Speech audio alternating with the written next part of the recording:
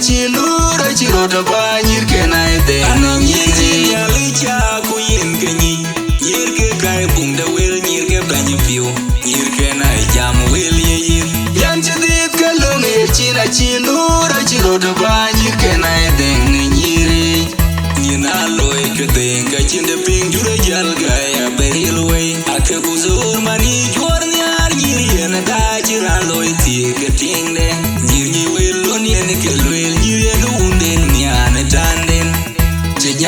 Nyandin bolele kwa mere gai matia Jojo ngarur banyamore garang kwa yana biurajit Kubanya alwana duna majui Yar pandang kwa kona yu Banya chola majok Akura kudo chola nae monche Yar makol kwa mora yomango nyir tit kol nyange chol baya tau ke chen nyir ya ben ni banyu ke dia Yanchi tit kol nyange irier jalang de ko Kupidu nyan nyiki chol piri na dai nyir ke koi kok Ateng di chagade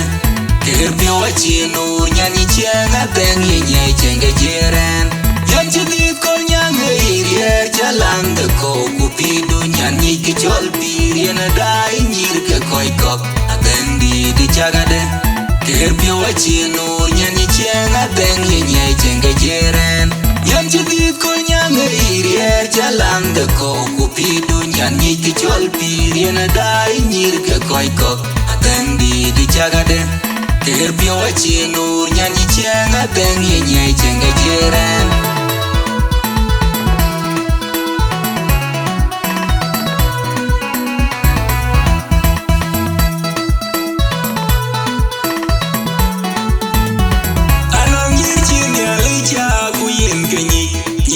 kai bung da wel nyir ke banyu piu nyir ke nai jam wel ye yan chidit kalung china chinura chirota ba nyir ke nai de nyiri Alicha kuyin kenyi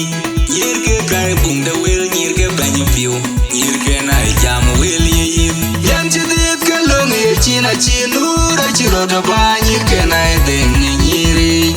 nyina loy ke denga chinde ping jure jal gaya beril way ake kuzur mani jor nyar nyir yen da chira loy ti ke ting de nyir nyi wel lon yen ke wel nyir yen unden nyan tanden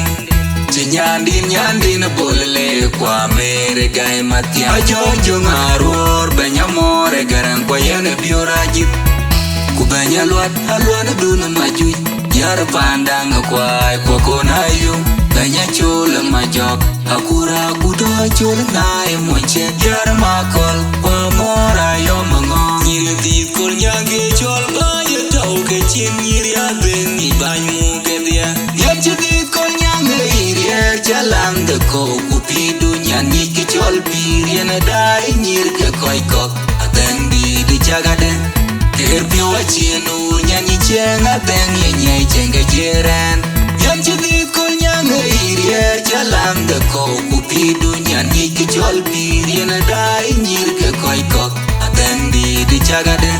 Kerbio wachinu nyani chenga teng ye chenge jeren Yanchi tit kol nyange irier jalang de ko Kupidu nyan nyiki chol piri na dai nyir ke koi kok Ateng di chagade Kerbio wachinu nyani chenga teng ye chenge jeren